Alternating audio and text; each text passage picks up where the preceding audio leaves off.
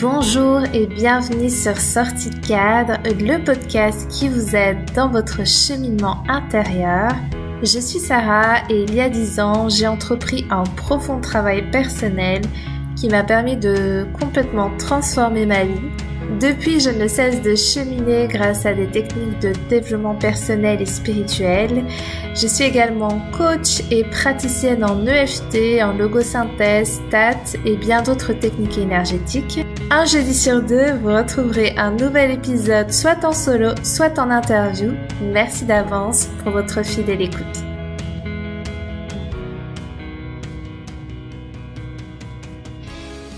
Ok, bienvenue pour ce nouvel épisode de podcast interview.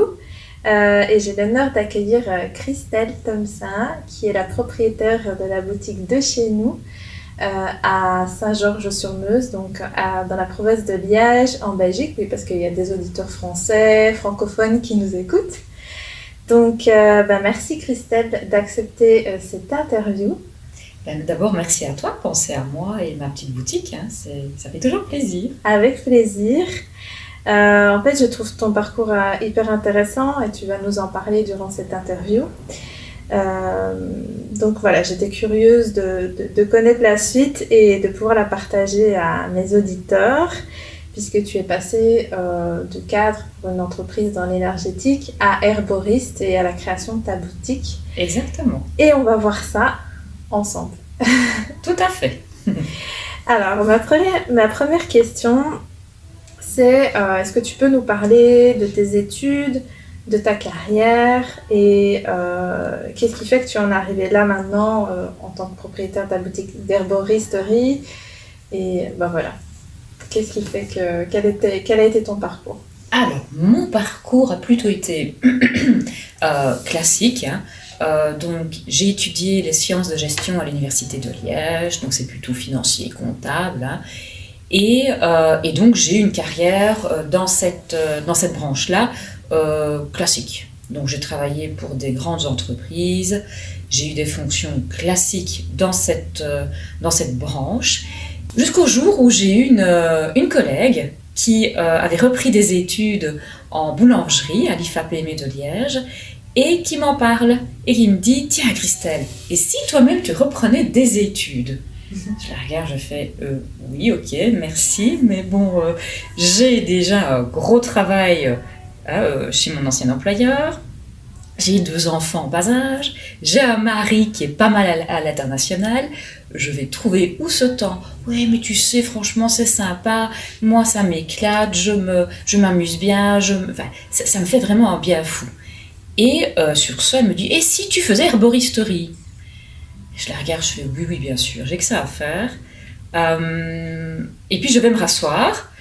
Et en fait, je vais tout de suite sur mon PC, j'ouvre Internet, je vais sur le site de l'IFAPME, herboristerie, et je commence à lire la description et je me dis « Ah ouais, c'est vraiment ce dont j'ai besoin. » Parce qu'en fait, au fond de moi, j'avais quand même le projet de faire une savonnerie artisanale et naturelle. Et évidemment, en entendant ce qu'elle me dit avec le projet que j'avais en tête, c'était top. Connaître les plantes et leurs propriétés pour les utiliser dans la savonnerie. Génial. Qu'est-ce que je fais? Je commence à regarder, je regarde les fiches d'inscription, je regarde le prix, j'imprime tout ce dont j'ai besoin et j'en parle le soir à mon mari qui me dit « Oui, vas-y, c'est bon ». Donc en 2-3 jours, c'était réglé, j'étais inscrite, mais j'avais aucune idée du parcours qui m'attendait. Donc 2 ans d'études, à chaque fin de module, un examen qui comptait. Au bout de 2 ans, j'avais 2 mémoires à rédiger, une épreuve orale. Bref, ça ne m'a pas facilité la vie sur le moment même, mais c'était vraiment ce que je devais faire. Donc voilà comment j'en suis arrivée à étudier les plantes, leurs bienfaits, et à vraiment kiffer ça. Et à savoir que lors du cursus, qu'est-ce que je me suis dit? Je me suis vraiment dit, ce ne sera pas une savonnerie que je vais faire, je vais ouvrir une herboristerie. Donc voilà, ça c'est mon parcours. Et qu'est-ce qui du coup a fait que tu as changé de savonnerie à herboristerie? Qu'est-ce qui a fait que tu t'es dit, je vais du coup ouvrir une boutique?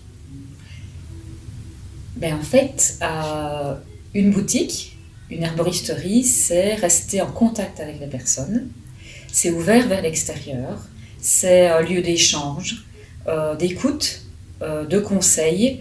Et la savonnerie, ça l'est pas. Donc je risquais d'être enfermée dans un laboratoire qui m'aurait coupé de ce dont j'ai besoin et de ce qui me nourrit. C'est-à-dire contact humain, échange, communiquer, partager et dans la mesure du possible, aider les gens. Donc, voilà. Merci pour ton partage. C'est chouette en fait d'écouter un petit peu ce parcours-là, de voir un peu comment les choses arrivent à nous et que ça peut se faire de façon très fluide finalement. Du coup, tu avais quel âge à ce moment-là quand tu t'es dit voilà, je change, je fais le processus de changer de carrière? Alors, sauf erreur, j'ai eu mon diplôme en herboristerie en 2015, 2 ans d'études, donc j'étais en 2013, nous sommes en 2023, j'ai 45 ans, donc plus ou moins à 35 ans. Plus ou moins, parce que ça commençait un petit peu à me titiller un peu avant, donc voilà, plus ou moins 35 ans. Et tu avais des enfants en bas âge? Ah oui, puisque mes enfants ont 17 et 14 ans, donc on leur retire 10 ans, donc ça fait 4 ans et 7 ans, quoi. Donc c'est un peu chaud, mais aucun regret. Vraiment, aucun. C'est ce qu'il fallait que je fasse. Est-ce que tu as vu des obstacles à la mise en route de ton projet qui est finalement devenu ton herboristerie? Alors, des obstacles non, pas vraiment. En tout cas, pas d'événements transcendants. J'ai trouvé que le processus était assez fluide. Mon ressenti, c'était vraiment l'image d'un mur qui se monte brique à brique et qui vient, chaque brique est venue au bon moment, progressivement, et je l'ai déposé délicatement sur le mur pour qu'il monte comme ça. Donc non, je ne vois pas vraiment d'obstacle. S'il y avait un petit quelque chose qui bloquait, eh bien la petite brique pour débloquer venait, apparaissait, et hop, on montait le mur, et comme ça, pour chaque événement.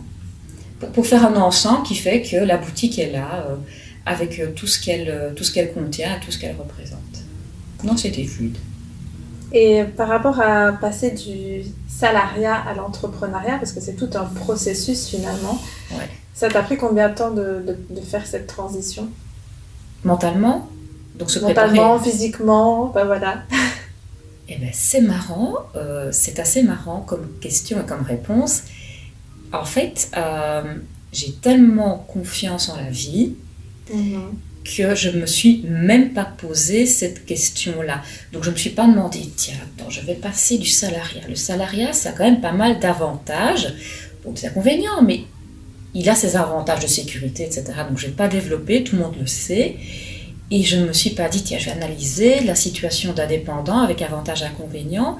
Non, franchement, je ne me suis pas posé de questions. Encore une fois, c'était fluide. C'était comme chaque brique qui allait sur le mur. Non, et puis mon mari était lui-même indépendant, donc non, c'était une évidence. Donc j'ai choisi une carrière, un métier, mais je n'ai pas choisi le type, le moyen d'y arriver. Donc c'était indépendant, salarié, peu importe. Je ne me suis pas posé cette question-là. C'est venu en fait, ça s'est imposé à moi. C'était comme ça, factuel.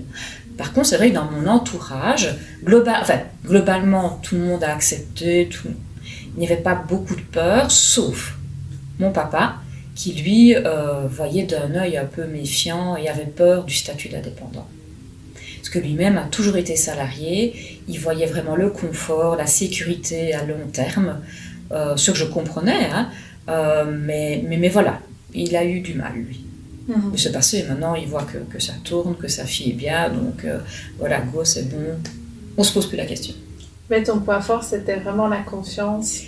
La confiance en la vie, la confiance en la vie et les événements qui se suivent les uns les autres. Est-ce que c'est quelque chose que tu as toujours eu, que tu as toujours ressenti, ou tu l'as développé, cette confiance?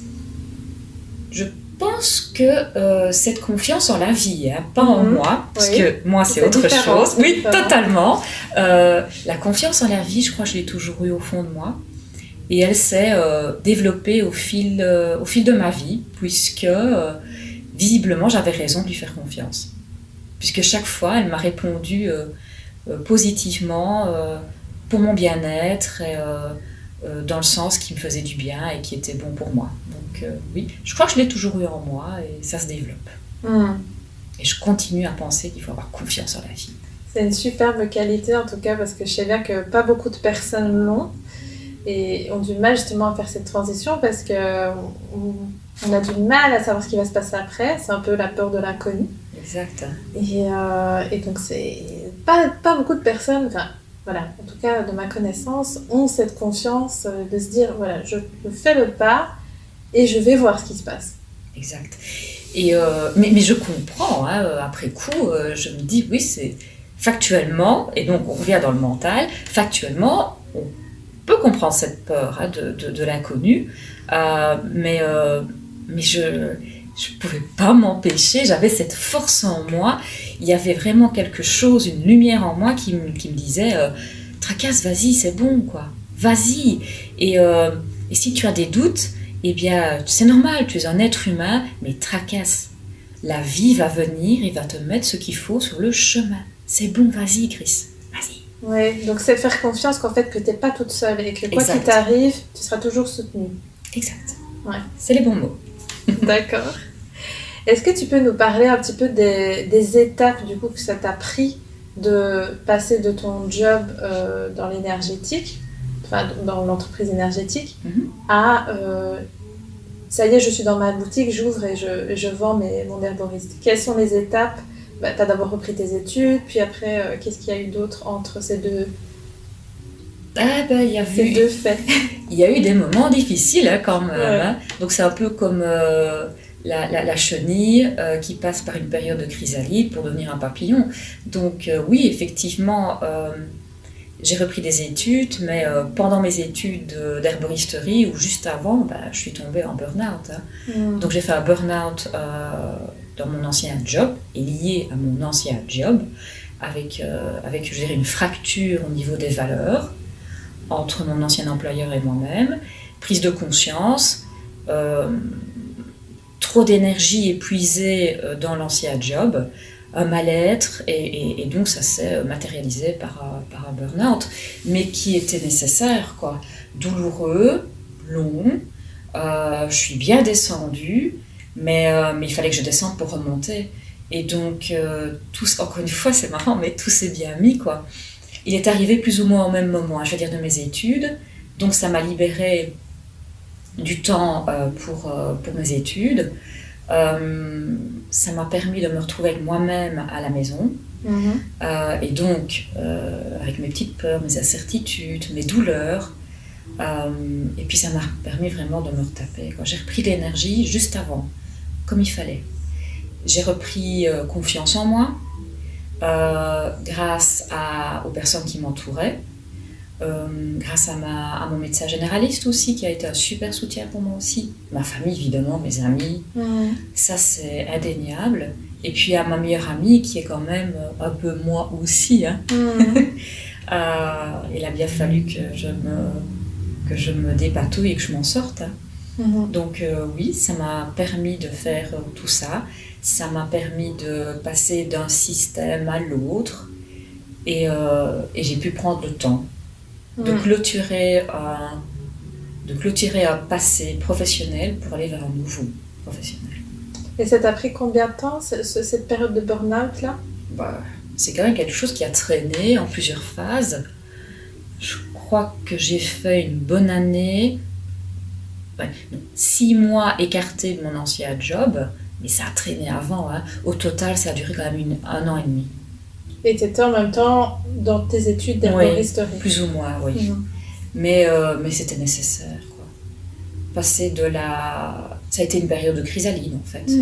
Passer d'un mode professionnel à un autre mode professionnel. Et après, du coup, ton burn-out, c'est là que tu t'es retrouvé... Du coup, tu t'es retrouvée dans ta boutique était déjà construite? Non, le burn-out c'est fini avant la boutique. J'ai repris mon ancien job, je suis retournée dans mon ancienne fonction, avec le soutien vraiment de mon médecin généraliste qui m'a dit « Christelle, tu vas y retourner, tu vas aller tout affronter, tu vas tout régler. Comme ça, le jour où tu partiras de ce job-là, de l'entreprise, tu seras fière de qui tu es, de ce que tu as fait. Donc tu partiras la tête haute et non pas dans la honte. » Ok, ça va. J'ai pris note, enregistré, j'ai dit ok, je lui ai fait confiance. Je lui ai fait confiance et j'ai fait confiance en la vie. Je suis retournée sur mon lieu de travail et j'ai tout réglé. Et ça a duré combien de temps? 6 mois. Et après les 6 mois, du coup, t'es partie de là? Alors, je suis une heureuse licenciée de mon ancien employeur. Okay. Et encore une fois, c'est ça que je dis, hein, les petites briques se sont mises progressivement sur le mur parce que j'ai été une heureuse, consentante, licenciée de mon ancien employeur. Et donc, toute la procédure s'est faite. Hein.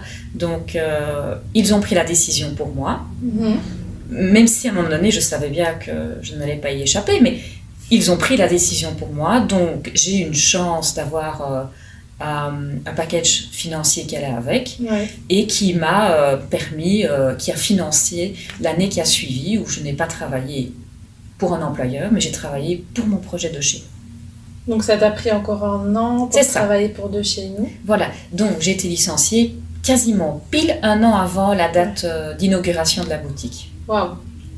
Ça c'était, tout était dans le symbole quoi. Ça c'était top. Et donc, tu as ouvert ici quand? Le 1er novembre 2017. Donc, c'est quand même un beau parcours, un bon chemin de quoi? 2 ans, plus ou moins? 2 ans d'études, plus l'année où je n'ai pas travaillé pour mon ancien employeur. Oui, voilà, je dirais, 3 bonnes années.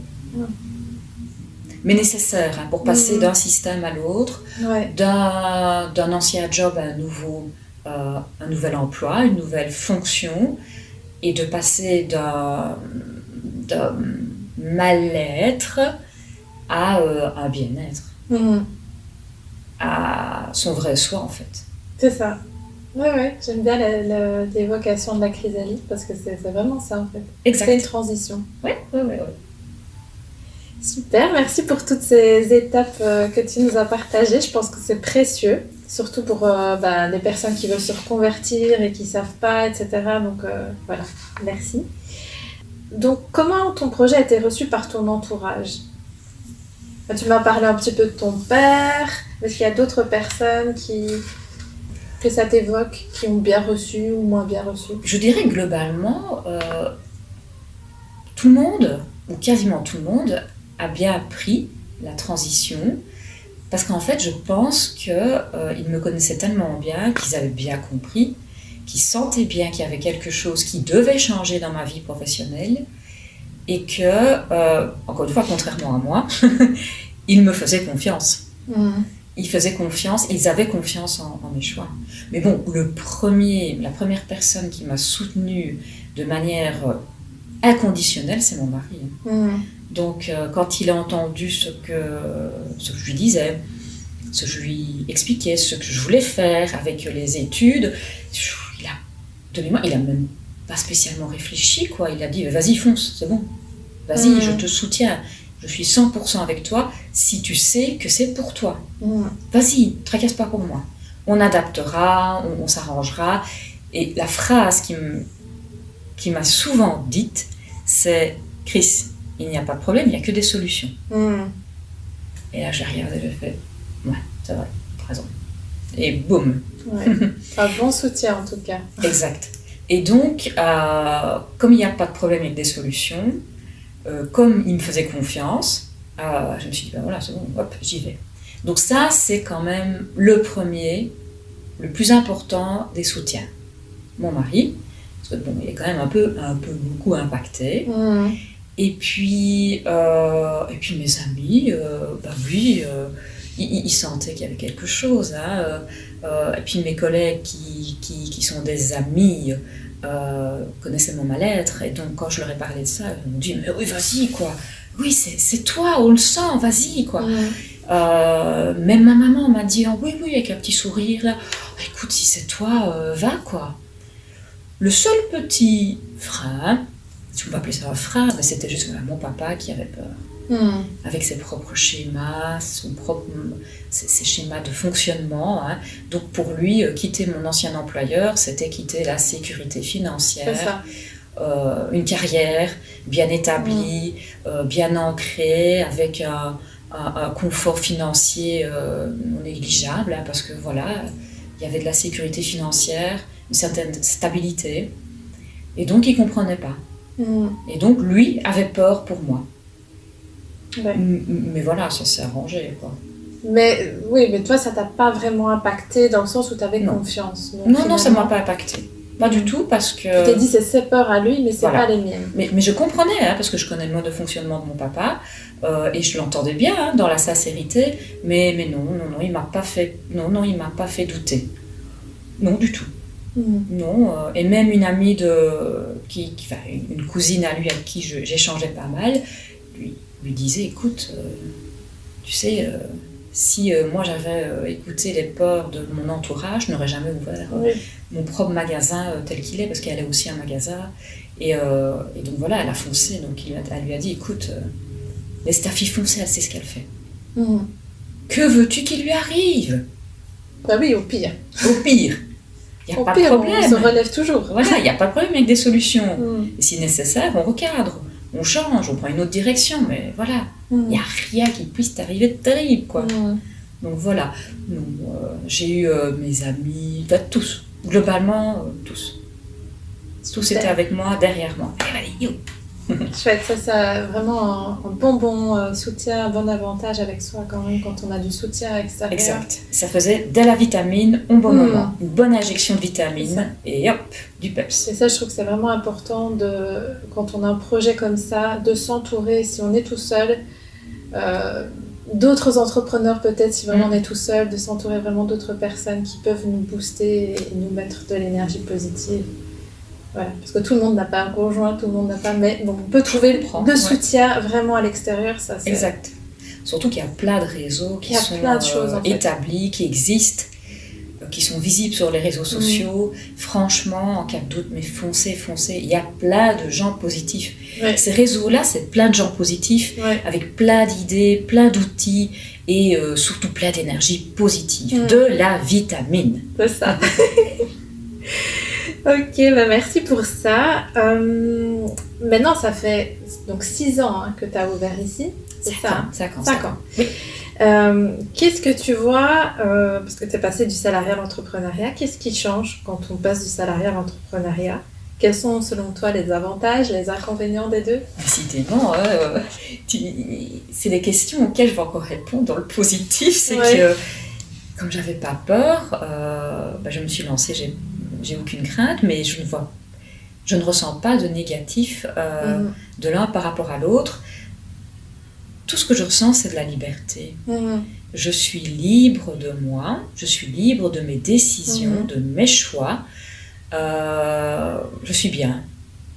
Et quand j'ai un doute, je sais où trouver la compétence, le réconfort, le conseil. C'est ça. Donc, ça passe d'abord par mon mari. Et s'il lui a des doutes ou que sais-je, j'ai des amis, il y a les réseaux aussi qui sont là, donc que du positif. Donc en fait, ce que tu dis, c'est qu'il n'y a pas vraiment de différence entre les deux, c'est juste deux choses différentes, mais pas forcément à comparer, mais l'entrepreneuriat, c'est quand même la liberté. Voilà, et puis de toute façon, c'est une question de point de vue. C'est ça. Donc oui, le salarié, c'est pas la même chose techniquement, factuellement que l'indépendant, mais j'ai gardé mon point de vue, mon énergie, et voilà, je n'ai pas vu de peur. Bon, c'est pas rose tous les jours, il faut quand même être on va quand même être sincère, réaliste, sincère et réaliste. Même si j'aimerais bien vivre dans le monde des bisounours, ce n'est pas le monde des bisounours. J'aimerais, mais non. Mais néanmoins, quand on a des difficultés, quand on a des épreuves, tout est dans le mental, tout est dans la manière de voir les choses. Et de se dire, c'est temporaire, c'est un obstacle, c'est un challenge qu'il faut relever et tu en es capable. Et si la vie l'a mis sur ton chemin, c'est qu'elle croit en toi et en tes capacités. Donc vas-y ma grande, boum. Génial, j'adore ça. Du coup, qu'est-ce que tu as mis en place pour te faire connaître et pour attirer des clients dans ta boutique? Est-ce qu'il y a eu du bouche à oreille? Est-ce que tu as fait du marketing, du réseautage? Voilà. Au début, j'ai laissé les choses se faire naturellement parce que j'ai pas le budget de la publicité. Donc j'ai fait confiance en cette capacité de bouche à oreille. Ça a pas mal marché. Maintenant, après, il faut quand même être réaliste. C'est pas suffisant. Mais je n'avais pas encore la force de faire... j'avais pas encore assez de force pour y mettre de l'énergie.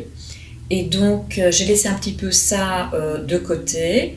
Et je me suis vraiment concentrée sur mes compétences techniques d'herboriste qui me prenaient beaucoup d'énergie. Donc, j'ai continué à faire des formations, etc. Par rapport à le conseil en boutique sur l'herboristerie. Et puis, quand je me suis sentie plus à l'aise, plus libre par rapport à ça, plus en confiance dans mon métier et mes capacités, je me suis dit, allez, zou, maintenant, on va mettre un peu d'énergie par rapport à ça. Et donc, j'ai pris une coach en réseaux sociaux qui m'a vraiment énormément aidée et qui m'a vraiment permis de développer aussi bien que possible ma présence dans les réseaux sociaux. Et donc là, j'ai vraiment suivi ces petits conseils. Et voilà, là, je suis bien dans mes bottes. Je suis bien dans mes baskets, c'est peut-être la meilleure expression. Et voilà, j'évolue progressivement. C'est ça, donc tu as fait confiance d'abord au bouche à oreille. Voilà. Et puis après, tu as choisi de développer au niveau des réseaux. Exact. Et tu n'as pas fait de pub, par exemple, pour ta boutique ou tu n'as pas été dans des réseautages, par exemple? Oui, j'ai fait quelques réseaux, mais c'est pas des réseaux qui... c'est pas vraiment des réseaux... Ce sont des réseaux plutôt de soutien. Mais je veux dire en termes d'amitié, d'énergie, des good vibes, comme on dit, plutôt que des réseaux de soutien en termes de je vais t'apporter la clientèle. Ça. Je le sentais pas, ça. Je le sentais pas. Donc je l'ai pas fait. Ok. J'aime bien quand même me laisser le temps. J'aime bien que les choses se placent progressivement pour continuer à monter mon petit mur de chez nous, avec une brique à la fois. Moi, ça me plaît, ça. Prendre le temps aussi. C'est ça. Pas après pas. La technique, c'est petit pas. Exact. Rien de mieux que ça, parce que déjà, ça enlève beaucoup de peur quand on fait ça. Beaucoup de culpabilité. Aussi. Parce que tu te dis, c'est normal, je prends le temps. C'est vrai. Regardons la nature. La nature a évolué au fil du temps. Rien ne se passe rapidement dans la nature. C'est ça. Donc je me suis calée à sa vitesse et adaptée à la mienne, façon de voir, et voilà, j'ai trouvé l'équilibre. Prenons le temps. J'aime bien. Qu'est-ce que tu dirais à toutes les mamans ou à toutes les personnes qui voudraient se reconvertir dans l'entrepreneuriat, par exemple? Première chose qui me vient à l'esprit, c'est je comprends toutes vos peurs. Elles sont normales, naturelles et saines. Mais j'ai pas envie de trop en parler, j'ai juste envie de leur dire allez, go, go, go, go, allez-y, franchement, faites-vous confiance, ayez confiance à la vie. Si l'idée est là, si le projet est là, c'est que vous avez tout en vous pour y arriver. Il faut juste croire en la vie et surtout croire en vous. Voilà, moi, je pense que c'est ce qui me vient à l'esprit quand tu me poses cette question. Rien d'autre. D'accord. Juste ça. Ayez confiance en la vie et surtout en vous et en vos compétences. Tout est là. C'est ça. Le reste, tout arrive de manière fluide. Plus on lâche et plus on arrive à avancer fluidement, on va dire. La fluidité. Ayez confiance en vous. Merci pour ce conseil. Du coup, 5 ans après ta formation d'herboriste, 5 ou 6 ans, je ne sais plus, quelle formation, quelles compétences ou outils tu aurais voulu avoir et que tu n'as pas eu aujourd'hui, quand tu vois ce parcours de 5 ans? Peut-être un conseil, peut-être un peu plus de compétences, enfin pas de compétences, mais de conseils en vente, en marketing, enfin bref. Eh bien, ça, c'est une question difficile. Je n'en sais rien. Franchement, je ne sais pas. J'ai pas de réponse. Non, parce que j'ai vraiment le sentiment que chaque compétence est venue progressivement au moment où ça devait arriver. C'est ça. Parce que si on veut aller trop vite, on se brûle. Hein. Oui. On se brûle soit, donc un burn-out, soit on va dans tous les sens, on perd le sens, on risque de s'éloigner de son chemin. Non, me concernant, tout est venu à point. C'est ça. Au bon moment, sur la ligne du temps. Voilà. Bonne réponse, finalement, parce que ça dit qu'il n'y a pas de regret, en fait. Non, il n'y a pas de regret. Ouais. Voilà, oui, c'est ça, la conclusion, je n'ai aucun regret. Parce que tout est venu au bon moment et j'ai écouté, je me suis écoutée. Super. Du coup, on a vu un petit peu avant l'interview, pour terminer sur des questions un peu fun facts, comme on appelle ça. Donc, on a préparé quelques petites questions du jeu, le brin jazzette. Et donc, voilà, je te laisse prendre tes petites cartes et répondre aux questions que tu souhaites sur les petites cartes du brin jazzette. Allez, zou, on part. Alors, la première question, quelle est votre véritable passion dans la vie ? Eh bien, les plantes et leurs bienfaits, toutes ces choses positives qu'elles peuvent apporter aux autres vivants. Tout ça dans la simplicité, dans la beauté, dans la sagesse. Voilà. Donc ça, c'est ma véritable passion dans la vie, plutôt au moment où je vous parle. Bon, avez-vous des superstitions ou des phobies, si oui, lesquelles ? Allez, oui. Oui, comme tout le monde, hein, j'ai des phobies. Hein. La première phobie, je dois bien avouer, j'ai un peu peur des araignées, mais j'y travaille assez bien. Toutes les araignées, même les petites ? Non, justement. Donc avant, c'était quasiment toutes, et maintenant, les petites passent. Parce que objectivement j'ai pas de raison de les avoir peur, pas d'avoir peur d'elles, hein.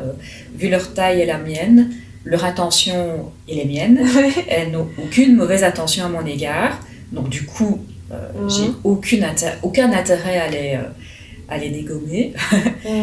Donc les petites ça passe, les moyennes toutes fines ça passe. Maintenant, voilà, je vous dis pas ma réaction si je devais me retrouver face à une mygale. Là, j'y suis pas. Oui.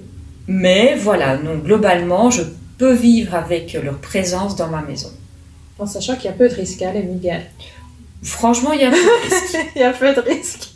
Sauf si tu choisis de vivre en Afrique ou... Alors, non, j'y suis pas encore. Et non, je n'aurai jamais l'intention d'en adopter une pour l'élever à la maison. Ça, c'est sûr. Donc, effectivement, il y a peu de chance. Donc, voilà. Ça, c'est ma première superstition. Première phobie, ce n'est pas une superstition. La deuxième, ma deuxième grande peur, c'est la peur du vide. Donc, dans beaucoup de manifestations, donc j'ai pas de souci à monter sur une échelle, une chaise, c'est pas ça, mais c'est vraiment un grand vide à côté de moi, et j'ai vraiment l'impression d'être happée, aspirée par ce vide. Mais j'y travaille, hein, voilà. Donc prendre conscience, c'est déjà un point de départ. Ouais. Donc il y a peu de chances que vous me voyiez monter sur un pont en verre. Avec le vide en dessous. Franchement, là, j'y suis pas encore. Mais bon, voilà, Ok. j'ai pris conscience de son C'est existence. ça. Alors après, la troisième question, quel est le proverbe qui vous ressemble le plus? Ça, il y en a un que j'aime beaucoup, c'est fais aux autres ce que tu aimerais bien qu'on te fasse. Et là, il y a une petite histoire parce qu'en fait, plus jeune, j'aimais bien dire aux autres ne fais pas aux autres ce que tu n'aimerais pas qu'on te fasse. Donc, j'utilisais beaucoup sa forme négative, qui en soi est déjà pas mal, mais c'est jusqu'au jour où j'ai rencontré quelqu'un, et je ne sais plus qui me l'a dit, et cette personne m'a dit, et si tu utilisais son opposé, la forme positive? J'ai regardé la personne, j'ai fait, ah ouais, ça c'est puissant ça. Donc du coup, je n'utilise plus le ne faites pas aux autres ce qu'on ne voudrait pas qu'on vous fasse, mais faites aux autres, ou fais aux autres ce que tu aimerais qu'on te fasse. Et tout est dit. Tout J'adore. simplement. J'adore. Enfin, en tout cas, moi, ça me parle. Oui. C'est très personnel. Super. Allez. Une autre question. Quel est votre conte d'enfant préféré et celui qui vous faisait le plus peur? Alors, je dirais plutôt c'était un dessin animé, mais je pense qu'il est basé quand même sur un conte d'enfant. Bambi. Alors, Bambi, je trouvais ça très joli, très doux, délicat, sauf la première scène où le chasseur abat la maman. Là, c'est une horreur pour moi. Je me mettais toujours à pleurer, même si ma maman me disait « Mais ma chérie, c'est qu'un dessin animé. » Oui, maman, mais quand même, c'est triste. La maman meurt assez violemment, la musique est assez prenante. Donc voilà. Donc ça, c'est quelque part le conte que j'ai beaucoup aimé, mais qui m'a fait beaucoup pleurer. Ah oui. Oui, celle-là, elle est... Ouais. Vous êtes sélectionné pour la finale de l'émission Star Academy. Quelle chanson choisissez-vous d'interpréter? Intéressant ça. Alors, la première qui me vient à l'esprit, et c'est assez marrant, hein, elle date, hein, mais c'est J'aime la vie de Sandra Kim. Ça, c'est génial. Déjà, réellement, à l'époque, j'adorais cette chanson. Je la chantais tout le temps. Je pense que je n'étais pas la seule en Belgique à le faire. Donc oui, j'adorais beaucoup cette... Elle date de combien de temps cette année-là? Cette chanson plutôt. Ben écoute, j'ai l'impression que j'avais 12-13 ans. Quelque Je pense chose... que j'étais pas née, moi, il me semble. Oups. Oups. Non, je pense que j'étais toute petite alors. Donc oui, je pense que j'avais 12-13 ans. Oui. Et j'adorais le peps, l'énergie de cette chanson. J'adorais les paroles, leur simplicité, leur puissance. J'aime la vie. Même si c'est une folie. C'est génial, je trouve. C'est hyper vitaminé, plein de good vibes. C'est plein d'énergie, c'est du positif à gogo. Enfin, voilà, moi j'adorais. J'aimais tellement bien que je vais vous faire une petite confidence. J'ai tout fait pour pouvoir couper mes cheveux et avoir la coiffure de Sandra Kim de l'époque. Heureusement, je dis bien maintenant, heureusement, ma mère a freiné. Elle ne voulait pas que je coupe mes longs cheveux pour ça. Mais bon, voilà. Ça, c'est la petite anecdote. Donc oui, j'aime la vie de Sandra Kim, m'a beaucoup plu. Et quand j'y repense, elle me donne vraiment beaucoup d'énergie. Okay. Et la question qui suit, elle est en lien quand même. Hein. Parlez-nous d'un objet que vous utilisiez quand vous étiez jeune et qui n'existe plus aujourd'hui. Ben, le tourne-disque, le fameux tourne-disque sur lequel je mettais le 33 tours, non plutôt le 45 tours de Sandra Kim, j'aime la vie. Et donc voilà, je le mettais tout le temps en soirée, dans ma chambre, à fond, et je chantais et je dansais. Heureusement qu'il n'existait pas les GSM avec les caméras, parce que franchement, là, j'aurais peut-être honte. Mais bon, voilà. Ça aurait été marrant. Oui, marrant, enfin oui, ça dépend pour qui, mais bon, voilà, après, on assume qui on a été. Mais vraiment, oui, le tourne-disque. J'ai adoré cet objet. J'en ai eu 2. Un plus petit qu'on appelait à l'époque le manche-disque. Donc, c'est le tourne-disque renfermé et on insère le disque dedans. J'ai eu un rouge et blanc. Et puis après, j'ai eu, de mon point de vue, pour l'époque, un super tourne-disque gris avec un couvercle transparent et 2 baffles qui allaient avec. Pour moi, c'était le top du top de la technologie de l'époque. Un vrai bonheur. Alors, voilà, donc j'ai une autre carte. Là, il y a une chouette question. En supposant que la réincarnation existe, qui croyez-vous avoir été dans une vie antérieure? Ah, ça c'est marrant, ça. Donc si on fait appel à mes croyances, je pense que j'ai été guérisseuse. Une forme de gentille sorcière. C'est vraiment ce que je ressens. Et en même temps, ça se manifeste dans les compétences que j'ai acquises par ma formation en herboristerie. Oui. Parce que qui dit guérisseuse dit quand même un peu les plantes. Les plantes et les autres herbes, oui, avec leurs propriétés thérapeutiques. Donc oui, je pense vraiment avoir été une guérisseuse. Une personne qui essayait de prendre soin des autres, avec des outils tels que les plantes, ou tout simplement la parole, l'écoute. Et peut-être un peu d'énergie positive, vitaminée, ensoleillée peut-être. Donc voilà. Merci pour tes réponses. Avec plaisir, Merci pour Sarah. tout ça. Du coup, est-ce que pour les personnes qui ne sauront pas se déplacer parce qu'elles habitent dans un pays comme la France, etc., est-ce que tu peux nous dire ce que tu proposes dans ta boutique? Je ferai des petites photos, mais voilà. Alors, quels sont tes produits phares, par exemple? Alors, écoute, je vais peut-être on va essayer de faire le plus simple possible. Donc en fait, de chez nous, c'est son nom, avec sa petite baseline en dessous qui est La nature nous va bien. J'affectionne énormément tout ce qui est aussi local, aussi artisanal et naturel que possible. Et ces 3 valeurs-là vont se décliner en plusieurs parties dans la boutique.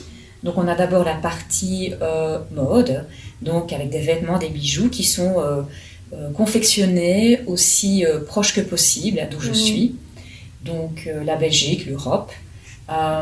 J'ai aussi quelques produits de décoration, quelques produits de bouche pour la gourmandise, toujours aussi produits localement et artisanalement que possible. Et puis alors après, la dernière partie de ma boutique qui est vraiment mon petit bébé à moi, la partie herboristerie, où vous trouvez toutes les plantes déclinées sous différentes formes, donc sous forme de plantes sèches à prendre en forme de tisane, qui peuvent être ou alors prises comme gélules, capsules, et puis j'ai du thé, voilà, d'autres produits d'hygiène corporelle, aussi simples que possible.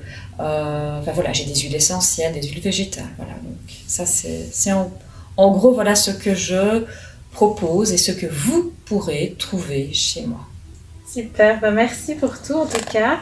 Et où que vous soyez, si vous passez faire un tour à Saint-Georges-sur-Meuse, n'hésitez pas à venir à la boutique de chez nous. Et donc voilà, si vous trouverez toute cette gamme que Christelle vous a parlé. Et vous pouvez aussi suivre Christelle sur Instagram. Je mettrai son lien dans la description des temps qu'on termine, je crois. Je mettrai le lien dans la description de l'épisode. Et donc, merci de nous avoir écoutés, merci de nous avoir suivis et je vous dis à très vite. Et merci à toi, Sarah, d'avoir pensé à moi. Belle journée à tous. Belle journée.